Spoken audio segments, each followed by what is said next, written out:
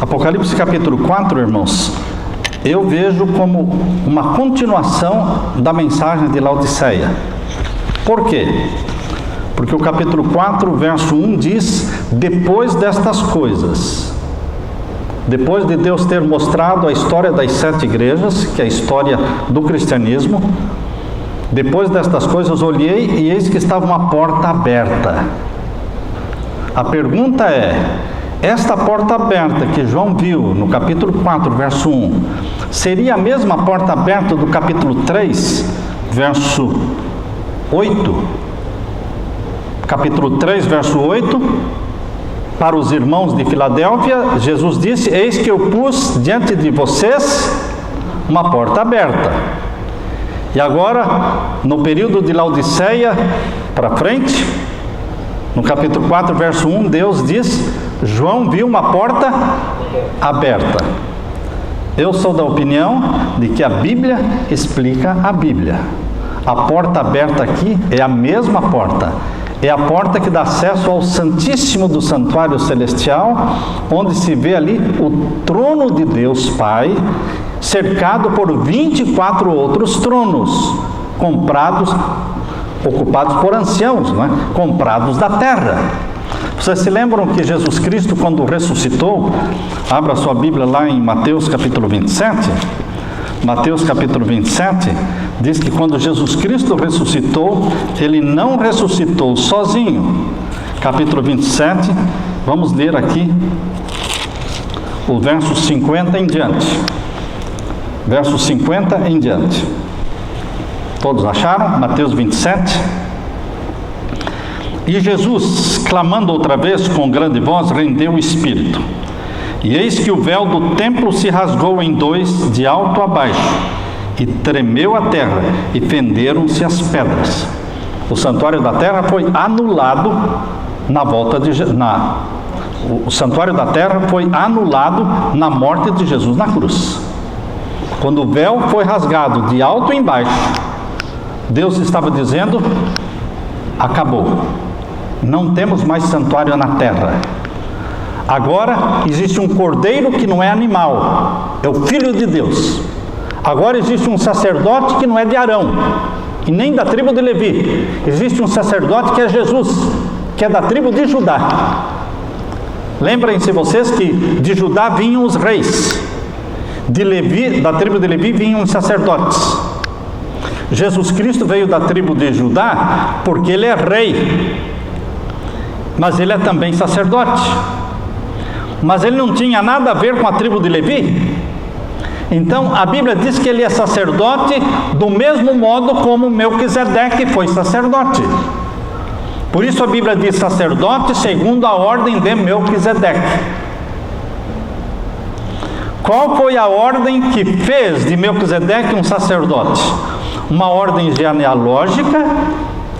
Melquisedeque nasceu sacerdote, ele nasceu na tribo de Levi. Qual foi a ordem que fez de Melquisedeque um sacerdote? Temos que lembrar que Melquisedeque viveu num período anterior a Levi.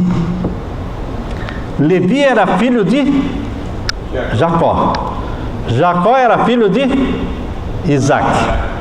Isaac era filho de Abraão. E Melquisedeque viveu no tempo de Abraão. Porque lá em Gênesis diz que Abraão pagou e devolveu o dízimo a quem? A Melquisedeque. Então, Abraão e Melquisedeque foram contemporâneos. E Melquisedeque não pertencia à família de Abraão, que é a família escolhida por Deus, de onde veio o povo de Israel. Melquisedeque não pertencia, mas ele era sacerdote do Deus Altíssimo. E a Bíblia diz que ele era rei de Salém. Salém é o antigo nome para a cidade de Jerusalém. O nome Melquisedeque quer dizer rei de justiça. E ele era rei de paz porque Salém quer dizer paz. Ele era uma figura de Jesus. Melquisedeque não é Jesus. Melquisedeque não é um anjo. Melquisedeque não é o Espírito Santo. Melquisedeque era um símbolo de Jesus, de alguém que seria rei e sacerdote ao mesmo tempo. E eis que Jesus é rei e sacerdote. Por isso, quando Jesus Cristo morreu na cruz, a Bíblia diz o quê?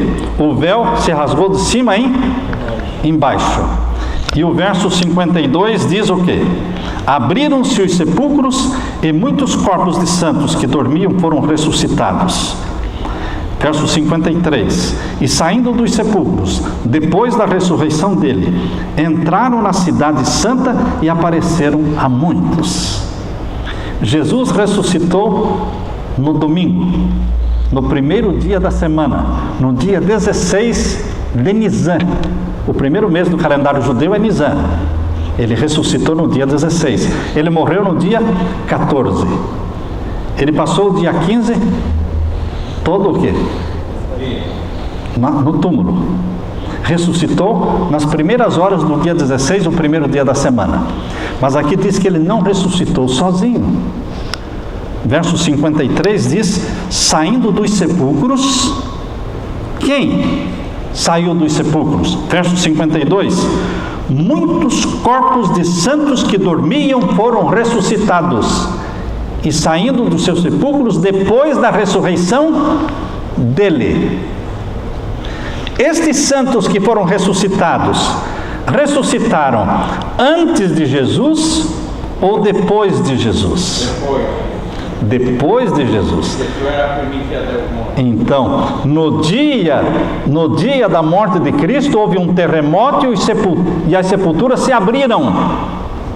Mas eles só saíram da sepultura depois da ressurreição de Jesus, porque Jesus é as primícias dos mortos, e aqueles que ressuscitaram após dele foram ressuscitados pelo poder de Jesus. Lembrem-se que Jesus, ao ressuscitar, aí ele já passou a usar poderes divinos dele.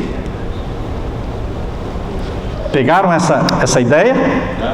Antes de Jesus morrer na cruz, ele nunca usou seus poderes divinos. Ele veio para viver como homem, exemplo de homem, e morrer como homem. Porém, quando ele ressuscitou já glorificado. E ele disse: todo o poder me é dado no céu e na terra. Desde que Jesus ressuscitou, ele faz uso dos seus poderes divinos. Por isso, Jesus Cristo ressuscitou pela vida que havia em si mesmo. A natureza divina de Jesus não morreu, não minguou e não diminuiu na morte. Morreu o Jesus homem, mas a natureza divina de Jesus não morreu, porque uma natureza divina não morre. Natureza divina é impossível morrer. Estão entendendo, queridos irmãos? Por isso que Jesus disse: eu dou a minha vida, mas eu tenho poder para tomá-la de volta. Eu a dou, eu a tomo de volta. Ele ressuscitou pelo poder que havia em si mesmo, sua natureza divina. E todos aqueles mortos que ressuscitaram com ele, ressuscitaram pelo poder de Jesus Cristo. Por isso diz: saindo dos sepulcros, depois da ressurreição dele, entraram na cidade santa e apareceram a muitos. Ressuscitaram glorificados. Imaginem esta multidão de seres glorificados, bonitos. Estamos falando de pessoas bonitas aqui, irmãos. De homens e mulheres bonitos, porque eles estavam glorificados. Não calvície, não rugas, não enfermidade. Ressuscitaram no vigor da juventude. Não é assim que nós vamos ser ressuscitados? No vigor da juventude? Amém.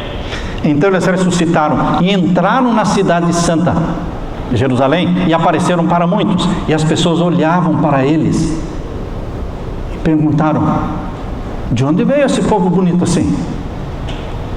Uau! Parou o trânsito, não é? As pessoas perguntavam: escuta, o que é isso?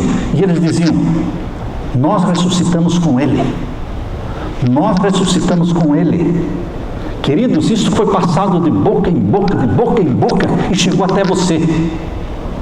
As boas novas da ressurreição de Jesus e aquela multidão que ressuscitou com ele estão soando, estão convertendo almas. Jesus não está morto, ele vive, e porque ele vive, nós também viveremos. Amém. E a prova de que nós viveremos, mesmo que morramos, nós vamos viver, porque ele vai nos ressuscitar.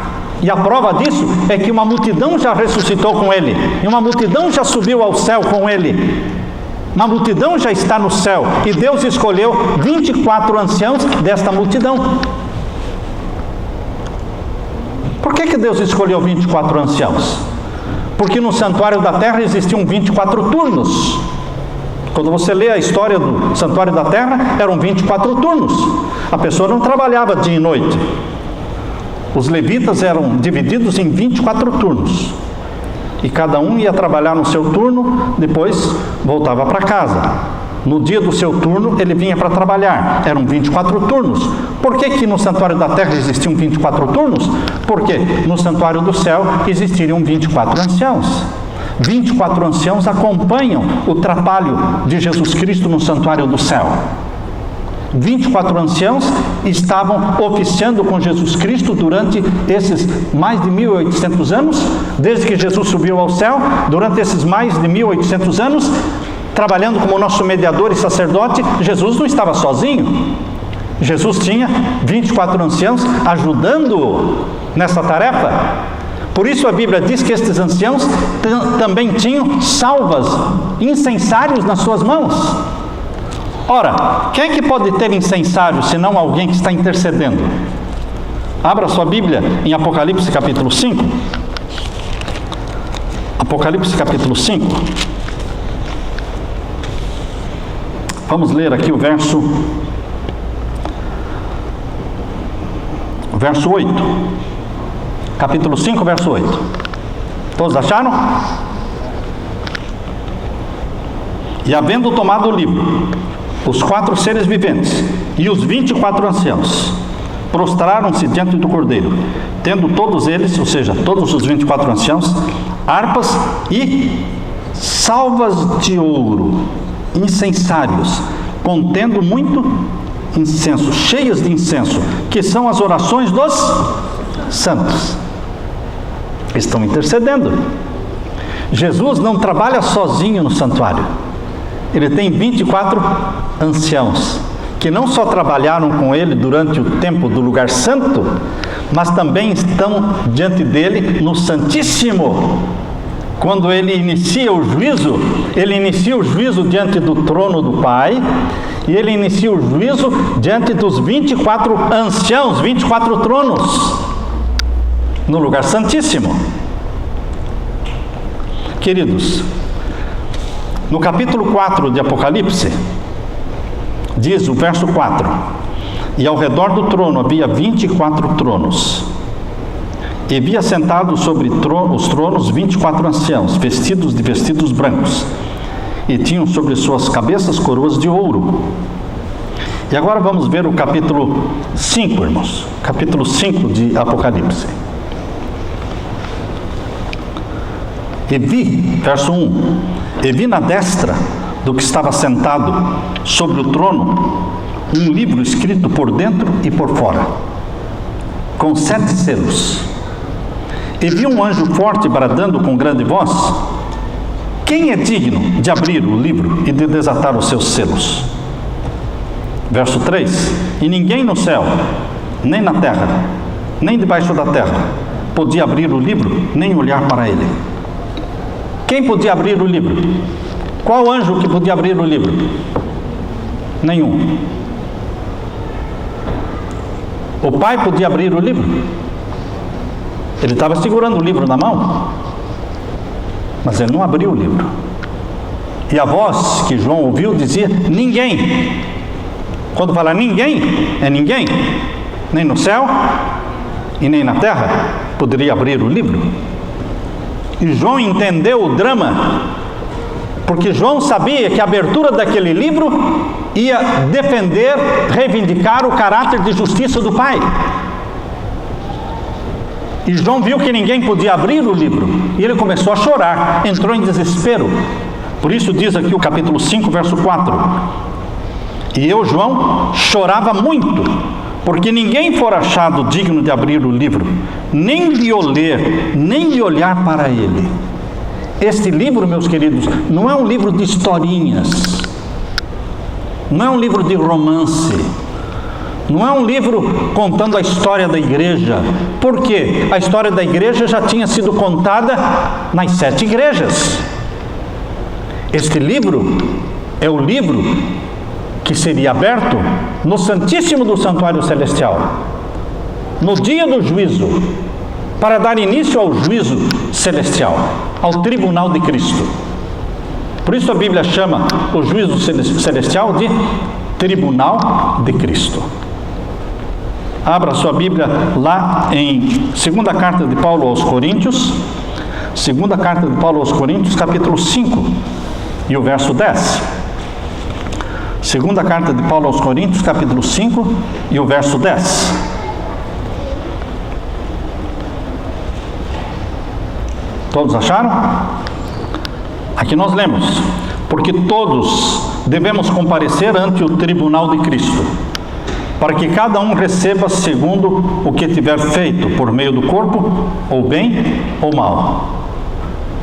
No plano da salvação, irmãos, existe o lugar do Calvário, que é o Cordeiro de Deus que salva todos. Existe o lugar do lugar santo, que é Jesus como nosso mediador e intercessor. Mas o que ninguém do mundo protestante e evangélico entende, mas precisa, Deus quer que todos entendam, é que no plano da salvação existe também o juízo. Você não ouve pregações sobre juízo. Juízo não é uma coisa assim agradável. As pessoas gostam de pregar sobre amor. Amor, paz e perdão. Tudo que fala da bondade de Deus. Mas a Bíblia diz que a última fase do ministério de Jesus chama-se juízo. E ninguém escapa deste juízo, porque aqui na 2ª carta de Paulo aos Coríntios, capítulo 5, verso 10, diz: todos devemos comparecer ante o tribunal de Cristo, para que cada um receba segundo o que tiver feito por meio do corpo, ou bem ou mal. Pensamentos serão julgados, intenções serão julgadas, o que eu fiz de bom e o que eu fiz de mal, tudo será julgado. E no juízo existe uma norma de juízo, uma norma de julgamento. E a Bíblia diz em Eclesiastes capítulo, abra sua Bíblia, Eclesiastes capítulo 12. Eclesiastes capítulo 12. Veja a norma do juízo. Eclesiastes capítulo 12, verso 13 e 14. Eclesiastes capítulo 12, verso 13 e 14. Todos acharam? Estão me acompanhando? Vamos ler o verso 13. De tudo que você tem ouvido, o fim é: teme a Deus e guarda os seus mandamentos, porque este é o dever de todo homem. Porque Deus há de trazer a juízo toda obra, e até tudo que estiver encoberto, quer seja bom, quer seja mal. Parece que Paulo copiou, não é? Parece que Paulo, lá na 2ª carta aos Coríntios, copiou aqui de Eclesiastes capítulo 12, verso 14, não é? A lei de Deus é a norma do julgamento. Por isso, no Santíssimo do Santuário da Terra, existia a Arca do Concerto com os 10 mandamentos.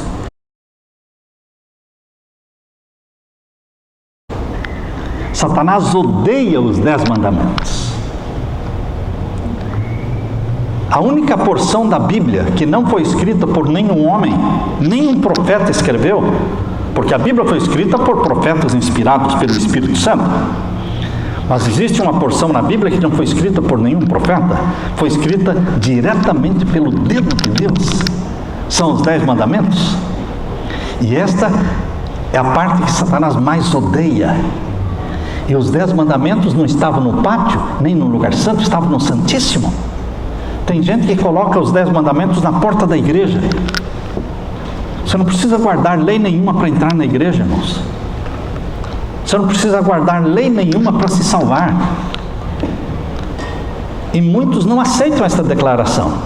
Não é bem assim, pastor. Como? Você quer dizer que para eu me salvar eu tenho que guardar a lei? A lei salva? Romanos capítulo 3, verso... abra sua Bíblia. Romanos capítulo 3, verso 20. Romanos capítulo 3, verso 20.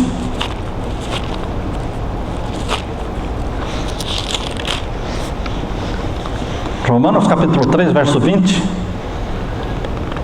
Vamos deixar a Bíblia falar? O que diz aqui? Por isso nenhuma carne será justificada diante dele pelas obras da lei. Obra nenhuma salva, nem boa, nem ruim. Lei nenhuma salva, nem lei de Deus, nem lei de Moisés, nada. Porque pela lei vem o conhecimento do pecado. Não tente colocar a lei como salvador, porque ela nunca foi salvador, nunca será. O salvador é Jesus. Por isso diz o verso 28, capítulo 3, verso 28. Concluímos, pois, que o homem é justificado pela fé, sem as obras da lei. Está claro isso, irmãos? Essa é a crença nossa. Como adventistas, nós cremos que a salvação ocorre pela fé, sem as obras da lei. Porque há pessoas que querem dizer que a salvação ocorre pela fé e pelas obras. Não, queridos. A salvação é 100% pela fé. O julgamento é pelas obras. O julgamento é pelas obras. Você é salvo pela fé, mas você vai ser julgado pelas obras. Cada um será julgado segundo o que tiver feito no corpo, bem ou mal. Não é isso que diz lá em Eclesiastes, capítulo 12, verso 13 e 14, e também 2 Coríntios, capítulo 5, verso 10. Então, queridos, nós somos salvos pela fé, mas nós somos gerados pelo Espírito Santo. O Espírito Santo escreve a lei de Deus no nosso coração. Nós temos prazer na lei do Senhor, de meditar na lei do Senhor de dia e de noite. Nós obedecemos os mandamentos de Deus, não para sermos salvos. Se alguém estiver obedecendo os mandamentos de Deus para ser salvo, está tentando o impossível. O impossível. Nós guardamos os mandamentos de Deus porque fomos salvos. A lei de Deus existe para os filhos de Deus e filhas de Deus que foram salvos pelo sangue de Jesus. A lei do Pai Celestial só vale para os que são filhos e filhas dele. O Espírito Santo grava a lei de Deus em nosso coração. Isso é obra do Espírito Santo. Mas porque nós fomos salvos em Jesus. Está claro esse ponto, irmãos?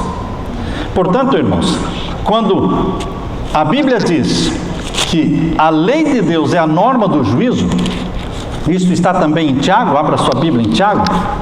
Tiago capítulo 2. Tiago capítulo 2. Tiago capítulo 2 e o verso 12 e 13. Tiago capítulo 2, versos 12 e 13. Assim falai e assim procedei, como devendo ser julgados pela lei da liberdade. Nós vamos ser julgados por uma norma de justiça que se chama lei. Esta lei se refere à lei dos 10 mandamentos. É a lei do juízo.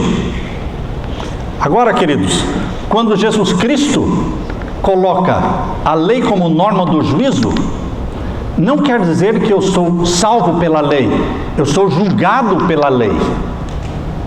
Porque aqueles que são salvos por Jesus Cristo, eles se tornam obedientes à lei.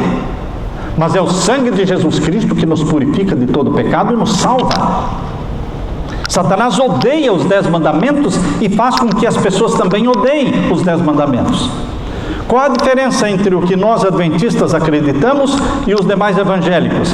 Eles param na salvação em Jesus Cristo, param ali, e eles não avançam no processo da santificação. Eles não entendem que o Espírito Santo não para ali no momento em que Jesus Cristo nos perdoa os pecados. O Espírito Santo que nos convenceu do pecado, ele não para ali. Ele gera em nós uma natureza santa. Ele gera em você uma nova criatura. E agora estas novas criaturas recebem o Espírito Santo, escreve no coração deles os mandamentos, a lei de Deus. Esta é a obra do Espírito Santo, gravar os mandamentos de Deus no nosso coração. Isso está em Hebreus capítulo 8. Abra sua Bíblia em Hebreus capítulo 8. Capítulo 8 e o verso 10. Todos acharam? Hebreus capítulo 8, verso 10. Porque este é o concerto que depois daqueles dias farei com a casa de Israel. Que depois daqueles dias tem o velho concerto, que é o santuário da terra, e o novo concerto, que é o santuário do céu. É a nova aliança. Esse é o concerto que depois daqueles dias farei com a casa de Israel, diz o Senhor. Porei as minhas leis aonde? No seu entendimento. Na nova aliança, no santuário celestial, a lei de Deus existe, mas é o Espírito Santo quem grava a lei no nosso entendimento. Mas ele só grava a lei no entendimento daqueles que já passaram pelo Calvário, aqueles que já aceitaram o sangue de Jesus para perdão dos seus pecados. Por isso ele grava a lei no nosso entendimento, e em seu coração as escreverei, e eu lhes serei por Deus, eles me serão por povo. Satanás odeia a lei de Deus, porque ele quer que as pessoas aceitem a Jesus. Ele não se preocupa em que as pessoas aceitem a Jesus, desde que as pessoas continuem vivendo no pecado. Se a pessoa aceita Jesus e nada muda, ele continua roubando, matando, adulterando, mentindo, usando drogas, Satanás está tranquilo, porque esta pessoa continua presa dele, porque quem vive no pecado está sob o domínio de Satanás. Por mais que ele diga, Jesus me salvou, mas ele continua como presa de Satanás, porque ele vive no pecado. Jesus Cristo me liberta do pecado. Ele perdoa o meu pecado e me liberta do poder do pecado, dando-me um novo coração, uma nova natureza gerada pelo Espírito Santo. Se isso não acontecer, nós vamos voltar para o domínio de Satanás, continuando na prática dos mesmos pecados. Satanás odeia os mandamentos de Deus e não quer que as pessoas obedeçam. Aqui na cidade de Oklahoma City, Michael Reed, 29 anos de idade, pegou o carro, um automóvel, acelerou e lançou contra um monumento que tinha ali dos 10 mandamentos.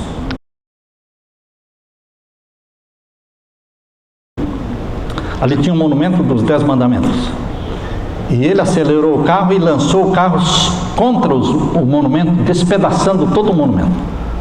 Não contente com isso, ele desceu do carro, foi lá e fez xixi em cima dos 10 mandamentos.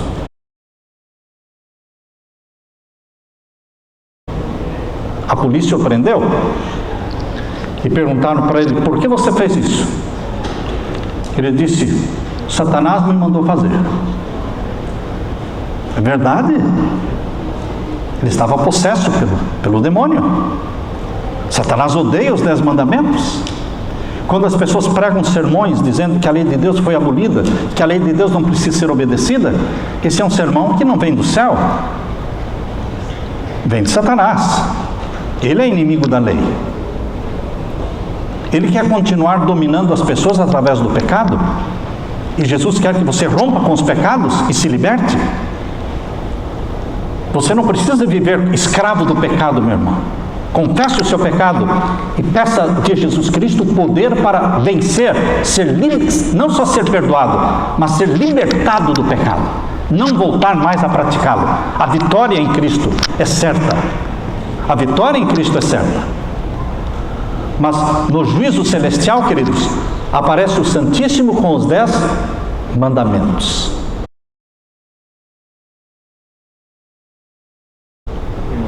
E o juízo celestial tem como norma de juízo a lei de Deus.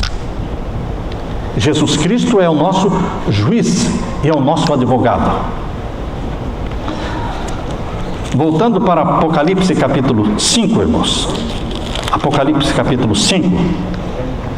Vejam aí o capítulo 5 e o verso 5 agora.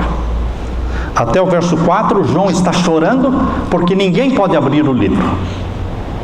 Agora no verso 5, um dos anciãos, um dos 24 anciãos, que é um ser humano, glorificado, que já está no céu, ele chega perto de João, coloca a mão no ombro de João e diz o que para João? Disse-lhe um dos anciãos: não chore.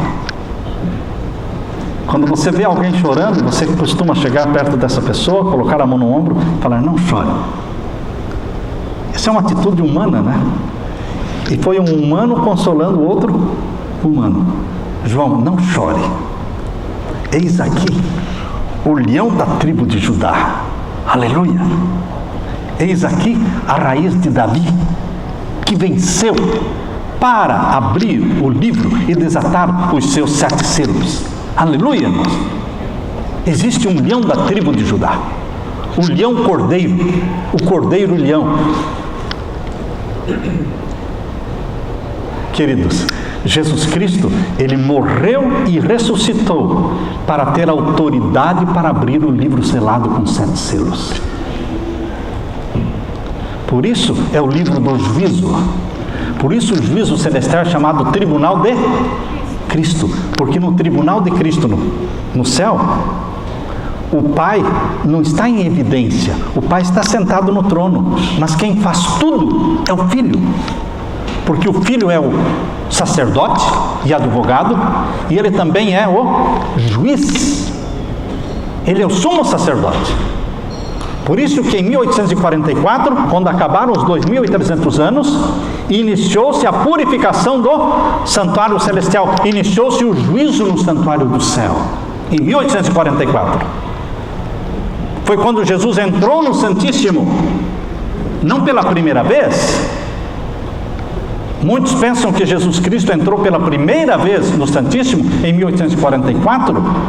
Lembre-se, irmãos, como sumo sacerdote, como juiz, foi a primeira vez que ele entrou em 1844. Mas ele entrou no Santíssimo na presença do Pai antes, quando ele subiu ao céu. Ele ungiu o Santo dos Santos. Ele teve que ungir o santuário celestial antes de inaugurar, antes de usar o santuário do céu. Assim como o santuário da terra teve que ser ungido antes de ser usado, também o santuário do céu foi ungido para depois ser usado. E Jesus ungiu o santuário do céu no final das 70 semanas. Abra sua Bíblia em Daniel capítulo 9, verso 24. Daniel capítulo 9, verso 24 diz exatamente o momento em que o santuário celestial e o Santíssimo do santuário celestial foi ungido.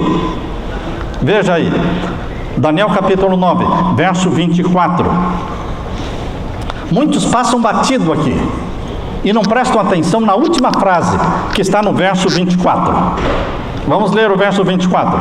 70 semanas estão determinadas sobre o teu povo e sobre a tua santa cidade, para extinguir a transgressão. Isso aconteceu quando Jesus morreu na cruz, certo? Para extinguir a transgressão, para dar fim aos pecados. E o que mais? Para expiar a iniquidade, trazer a justiça eterna e selar a visão. Por quê? As 70 semanas é o selo, é a prova dos 9 da profecia dos 2.300 anos, irmãos. Já ouviram falar da prova dos 9?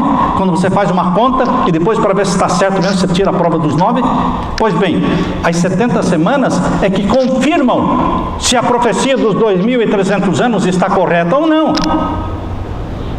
Porque se a profecia das 70 semanas estiver correta, o restante dos 1810 anos, que nos levam de 34 até 1844, também está correta. Está certo? Então veja o finalzinho do verso 24. Para selar a visão e a profecia, e agora leiam comigo esta frase. Para ungir o santo dos santos. Quem ungiu o santo dos santos? O Messias. Mas foi o santo dos santos da onde? No final das 70 semanas, dos 490 anos. Quando é que Jesus morreu? Na última semana das 70. E ele subiu ao céu. Foi no final das 70 semanas que Jesus Cristo morreu, ressuscitou, subiu ao céu.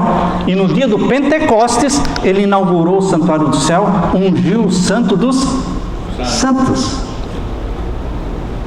O Santíssimo. Por isso, quando nós falamos que Jesus entrou pela primeira vez no Santíssimo em 1844, nós temos que explicar isso aí. Porque ele entrou sim pela primeira vez em 1844 como sumo sacerdote para iniciar o juízo no dia do juízo. Mas antes, para inaugurar o santuário do céu, ele ungiu o quê? O santo, e ungiu o santo dos santos. Agora, queridos, em 1844 iniciou o juízo celestial. Jesus Cristo recebeu o livro da mão do Pai. Vamos voltar para Apocalipse capítulo 5. Jesus recebeu o livro da mão do Pai. O livro selado com 7 selos. Leia comigo. Capítulo 5. O verso 7. Capítulo 5, verso 7. Estão aí? Leiam comigo. E veio, quem veio? O leão da tribo de Judá, a raiz de Davi, aquele que morreu para poder abrir o livro. Verso 7. E veio e tomou o livro da destra, ou seja, da mão direita, daquele que estava sentado no trono. Onde é que está o trono do Pai? No Santíssimo. E quem é que entrou no Santíssimo para pegar o livro da mão do Pai? O leão da tribo de Judá, Jesus Cristo. Quando? 1844, no final dos 2.300 anos.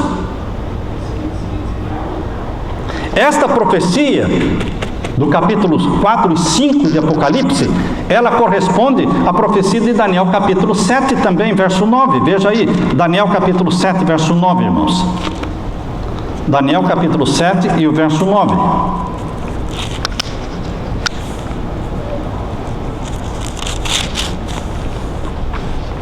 Estão acompanhando, irmãos?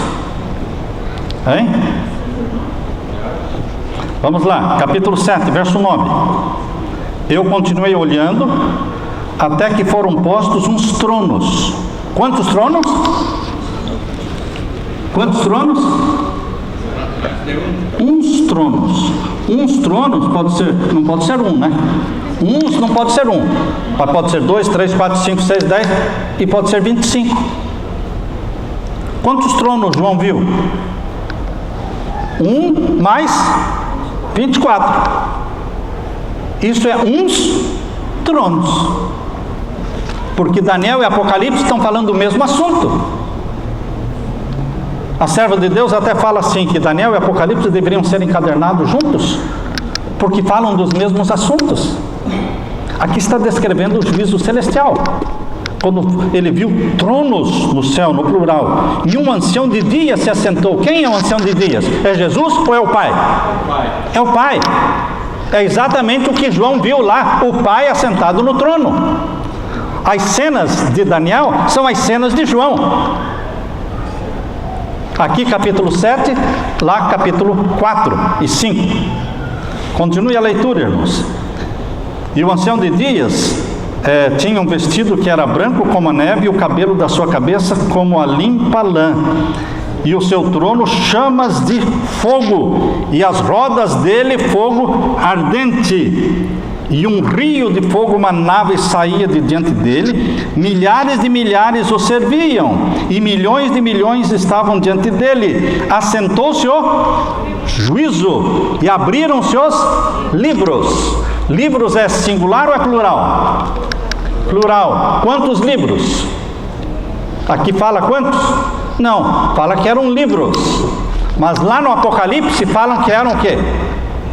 Apocalipse capítulo 5 fala que são 7 livros, porque os livros selados com 7 selos são 7 livros em um, igual a Bíblia. Quantos livros são a Bíblia? 66 em um. O livro selado com 7 selos eram 7 tomos, 7 volumes em um, ligados, mas eram 7. Porque cada selo vai abrir um tomo. Segundo tomo, terceiro volume, quarto volume. E cada volume desses 7 diz respeito, cada um diz respeito ao juízo celestial. Como se processa o juízo? Como é que acontece o juízo? Quem é julgado primeiro? Quem vem depois? Quem vem por último? Queridos, Deus não faz a coisa bagunçada. Às vezes nós estudamos sobre o juízo celestial e só lemos 1 ou 2 versos da Bíblia.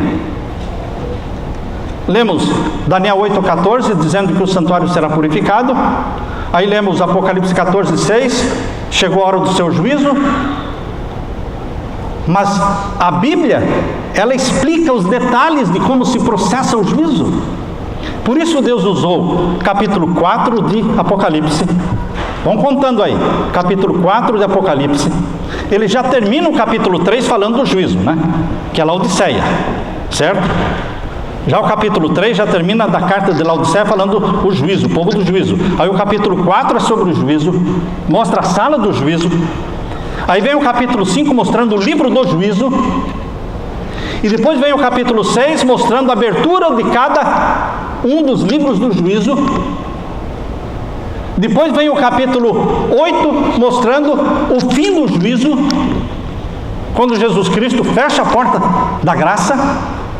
Detalhes que nós passamos por cima por não estudarmos detidamente as revelações de Deus no capítulo 5. Por isso Ellen White diz assim, que nós deveríamos dedicar tempo para estudar o capítulo 5 de Apocalipse. Por que ela fala assim, que nós deveríamos dedicar tempo para o estudo do capítulo 5? O capítulo 5 as pessoas praticamente não fazem sermão sobre isso. Capítulo 5 do Apocalipse. O que tem de interessante para ela falar? Nós deveríamos estudar detidamente o capítulo 5 de Apocalipse.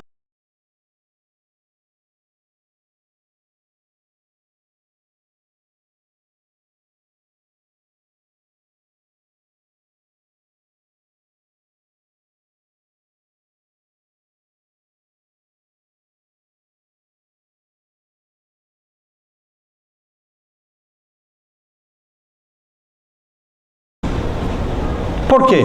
É ali que está o livro selado com 7 selos, que é o livro do juízo. E ela diz claramente que este livro é aberto no juízo. Queridos, voltando para Daniel capítulo 7, verso 13. Veja aí, capítulo 7, verso 13. Um outro texto. Daniel capítulo 7, verso 13. Todos acharam? Daniel 7, verso 13. Daniel, não é? Eu, Daniel, estava olhando nas minhas visões de noite, e eis que vinha nas nuvens do céu um como filho do homem. Aqui foi toda a confusão, irmãos, do movimento milerita. Toda a confusão aconteceu exatamente neste verso. Por quê? Porque Guilherme Miller, homem de Deus, pregador batista, morreu batista, morreu salvo. Ellen White fala que existe um anjo junto à sepultura de Guilherme Miller, aguardando a ressurreição para saudá-lo. Eu já estive ali na sepultura dele. A minha esposa e eu tiramos uma fotografia ali, sabendo que existe um anjo aguardando o dia da ressurreição para saudá-lo como um dos salvos em Jesus Cristo. Ele entendeu este verso 13 como sendo a volta de Jesus. Eu também poderia me enganar. Você também poderia se enganar. Todos nós nos enganamos em algumas coisas. Mas isso não quer dizer que você não seja de Deus. Você está estudando a Bíblia, tentando entender o plano da salvação, as profecias. E nós não somos donos da verdade, ninguém é dono da verdade, irmãos. Por isso, quando Guilherme Miller estudou esse texto, do verso 13, e eu estava olhando nas minhas visões da noite, eis que vinha nas nuvens do céu um como filho do homem. Ele entendeu que era a volta de Jesus.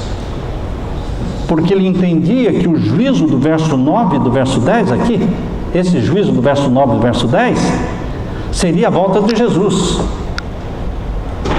que Jesus ia julgar todo mundo e levar os bons para o céu e os maus serem mortos. Então ele entendeu como sendo a purificação do santuário, ele entendeu como sendo o santuário o planeta Terra. Guilherme Miller não entendia a questão do santuário celestial, ele não chegou a essa luz. A luz é progressiva, irmãos. A luz era progressiva no passado e a luz de Deus é progressiva hoje. Muitos estão cruzando os braços dizendo, bom, nós já sabemos tudo sobre isso aqui. Verdade? Sabe mesmo tudo? Você acha que um ser humano esgota a Bíblia? Você acha que você estuda dezenas de vezes uma profecia e diz, agora eu já entendi tudo? Queridos, cada vez que você em oração estuda, você entende melhor.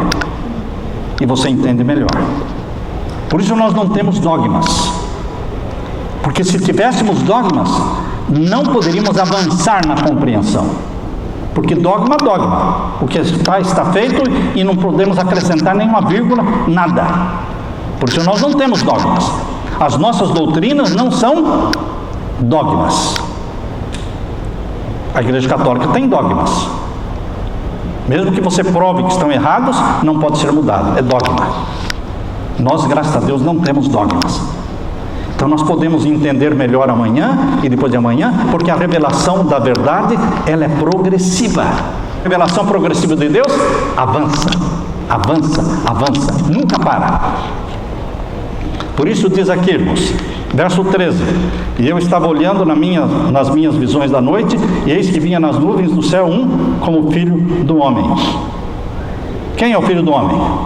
Jesus, e ele está vindo nas nuvens. É fácil entender como sendo a volta de Jesus. Mas o finalzinho do verso 13 diz para onde ele estava vindo. O que diz o finalzinho do verso 13? E ele, o filho do homem, dirigiu-se a quem? Ao ancião de dias. Para onde é que o Jesus Cristo se dirigiu? Ao Pai, ao trono do Pai, ao Santíssimo. Para quê? Para receber os livros e iniciar o quê? O juízo. Queridos, o capítulo 7, verso 13, marquem bem isso aí, grifem bem. O capítulo 7, verso 13 de Daniel tem que ser entendido como sendo a mesma cena do capítulo 5, verso 7. Capítulo 7, verso 13 de Daniel tem que ser entendido, precisa ser entendido como sendo a mesma cena do capítulo 5 de Apocalipse, verso 7. O que diz o capítulo 5, verso 7? E ele, o leão da tribo de Judá, veio. Ele não estava na cena aqui. Quando você lê o capítulo 4, o capítulo 5, só aparece a cena do Pai sentado no trono, aparece a cena dos 24 anciãos assentados em 24 tronos, aparecem os anjos querubins louvando e adorando a Deus, aparece João chorando porque ninguém podia abrir o livro, mas não aparece em cena quem? O Filho, até o verso 5. Só no verso 5 é que o ancião diz, eis aí. Queridos, quando o ancião diz, eis aí, é porque Jesus Cristo estava vindo, entrando no Santíssimo, num trono vivo, cercado por anjos, querubins. Ele veio cercado pelos anjos, cercado pelos 24 anciãos. Os 24 anciãos também vinham acompanhando Jesus neste cortejo de entrada no Santíssimo. E ele se dirigiu a quem? O verso 6, veja aí o capítulo 5, verso 6. Porque eu não estou inventando isso da minha cabeça, irmãos. Essa entrada majestosa de Jesus. Jesus não fez uma entrada qualquer no Santíssimo. Era a entrada no Santíssimo. Por isso o verso 6 diz o quê? E olhei, e eis que estava no meio do trono. Então Jesus veio sobre um trono. Existe o trono do Pai, existe o trono do Filho. E Jesus veio ao Pai, mas ele veio no trono. E no meio de quem?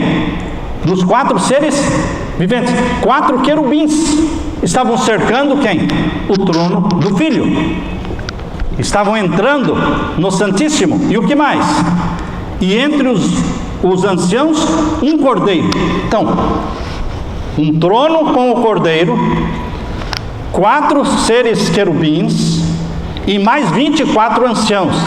É um cortejo majestoso, entrando na presença de quem?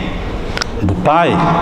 E diz aí, como havendo um cordeiro, como havendo sido morto, e tinha 7 pontos, 7 olhos, que são os 7 Espíritos de Deus enviados a toda a terra. E o verso 7, e veio, e tomou o livro da destra do que estava sentado no trono. Quando Jesus pega o livro, então acontece uma explosão de louvor.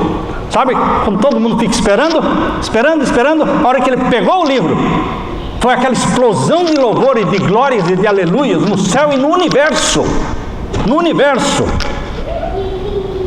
Porque chegou a hora do céu, a hora do juízo daquele que está sentado no trono e que não podia abrir o livro. Finalmente alguém vai abrir o livro para julgar e defender o pai das acusações de Satanás, meu irmão. Chegou a hora do seu juízo. Que seu? Esse seu se refere ao Pai. O primeiro acusado no universo foi o Pai. Por isso Satanás foi expulso do céu, porque acusou o Pai. Mas não resolveu, irmãos. A expulsão de Satanás do céu não resolveu, porque ele foi expulso do céu, 1/3 dos anjos com ele, mas as acusações, as críticas, ficaram na mente dos 2/3 de anjos que permaneceram no céu. Ou vocês acham que tudo aconteceu assim? Ele foi expulso e ficou tudo resolvido? Não. Não, porque quando alguém chega aqui e fala mal do Pita, e essa pessoa é expulsa, vai embora. Todos os membros vão ficar pensando: será que não tinha alguma verdade naquilo que o cara falou? Será que pode ser que ele tenha exagerado? Mas dizem por aí que onde há fumaça, há fogo. Viu esse pensamento satânico? Já ouviram essa historinha? Esse pensamento satânico? Onde há fumaça, fogo? Então deve ter alguma coisa de verdade nisso. Isso é satânico, irmãos. Porque existe fumaça sem fogo. O diabo faz fumaça sem fogo. E como todo mundo acredita que não tem fumaça sem fogo, as pessoas começam a duvidar de você. Qualquer mentira que inventam sobre você, as pessoas começam a acreditar. Queridos, Satanás foi expulso do céu, e os 2/3 de anjos permaneceram leais a Deus, mas em dúvida. E piorou mais ainda, porque quando Adão e Eva pecaram, Satanás se tornou representante da terra nos concílios do céu. Pronto, aí piorou, irmãos. Porque os concílios do céu aconteciam sempre, irmãos. E vinham os habitantes de todos os mundos, representante desse planeta, representante do outro, representante, e vinham. São milhares, irmãos, de mundos criados e habitados, mas sem pecado. O único planeta habitado com pecado é o planeta Terra. E lá ia o representante do planeta Terra. Que vergonha, irmãos! Satanás, representando a família humana. Não tinha alguém pior do que esse. Porque a Bíblia diz ali, em Jó, que ele ficava o quê? Acusando os irmãos de Cristo. O representante da família humana, nos concílios do céu, só acusava. Por isso, lá em Apocalipse 12, ele é chamado de o acusador dos irmãos de Cristo. Apocalipse 12, verso 10. Quando Jesus morreu, diz: alegre-se, céus, porque foi lançado do céu o acusador dos irmãos de Cristo. Nunca mais ele voltou lá. Desde que Jesus morreu na cruz e ressuscitou e subiu ao céu, ele é o nosso representante. Amém. Nunca mais o diabo foi lá nos concílios do céu, porque agora nós temos o segundo Adão lá, que é Jesus Cristo. Ele responde por você. Aí sim dá gosto, irmãos, dá prazer, porque eu sei que Jesus Cristo morreu por mim, ressuscitou para cumprir as promessas, e ele é um de nós. O diabo não é um de nós. Ele é um anjo. Jesus não é um anjo. Jesus é minha carne e meu sangue. Queridos, Por isso, Jesus teve que se tornar homem e morrer e vencer para poder abrir o livro selado com 7 selos. Por isso, quando Jesus pegou o livro da mão do Pai, só isso explica, irmãos, a explosão de alegria porque Jesus pegou o livro. O que é que existia de tão importante em Jesus pegar o livro? Ah, meus queridos, eles estavam esperando isso por milênios. Por milênios estavam esperando alguém que pudesse defender o Pai na corte celestial. Porque o nome do Pai, a justiça do Pai, a lei do Pai foram maculados pelas acusações de Satanás. Ele espalhou mentiras. Mas agora Jesus pega o livro na mão. E aqui diz o capítulo 5, irmãos. Capítulo 5, verso 8. Capítulo 5, verso 8. E havendo tomado o livro, os 4 seres viventes, que eram querubins, e os 24 anciãos, prostraram-se diante do Cordeiro. E todos eles tinham harpas e salvas de ouro cheias de incenso com suas orações dos santos. E agora o verso 9. E cantavam um novo cântico. Perceberam que não tinha cântico antes? Que os cânticos apareceram agora aqui? Por quê? É o fim, irmãos. Finalmente será reivindicado o caráter do Pai. Sabe por que Jesus veio à Terra? Para reivindicar o caráter do Pai. Para mostrar que Satanás é um bandido e que Deus é amor. E que Satanás quis jogar em cima de Deus tudo que ele é. Autoprojeção. Quem não prestava era Satanás, mas ele quis jogar tudo isso, a culpa em cima de Deus.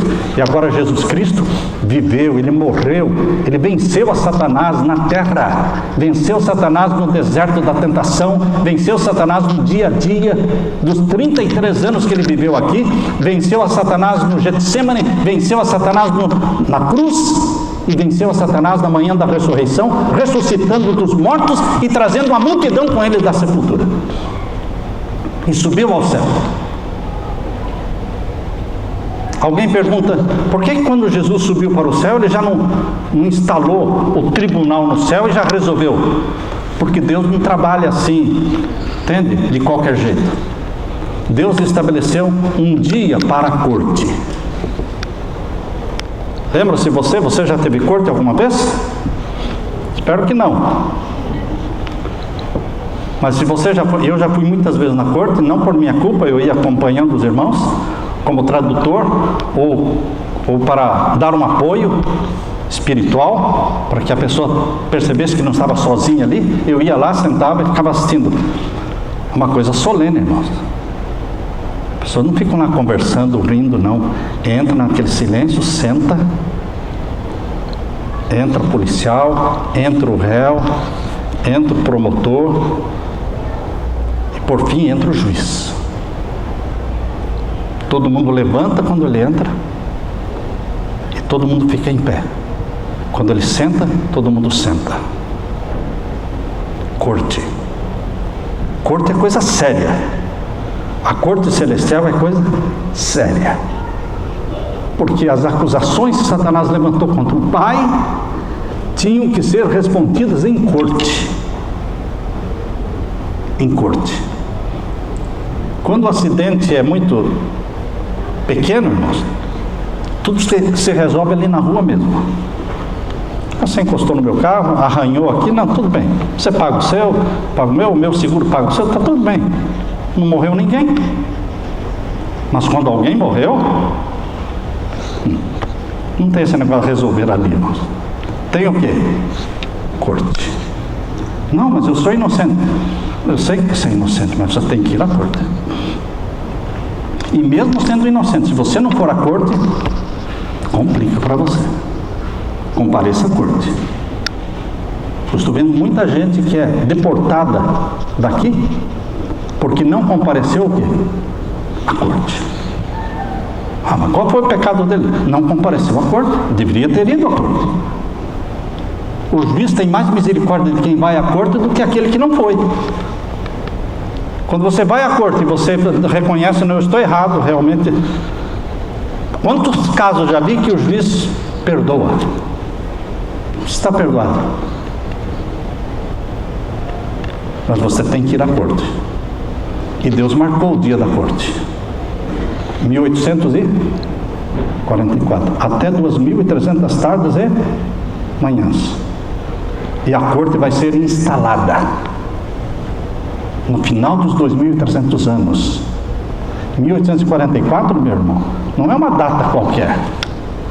É uma data de interesse do Pai, porque o nome dele estaria sendo julgado, e Jesus, ele usa a própria vida dele para defender o Pai. Mas Jesus não usa só a vida dele, irmãos. Jesus usa a vida de um Daniel, de um Noé, de um José, de um Jó, e ele tapa a boca de Satanás. Porque o que o diabo vai falar diante de uma vida como a de Jó? A vida de Jó já tapou a boca de Satanás uma vez, irmãos, e mais uma vez no tribunal de Cristo. Quando ele apresenta, eis aqui, o diabo diz que ninguém consegue guardar a lei de Deus, que é uma coisa absurda.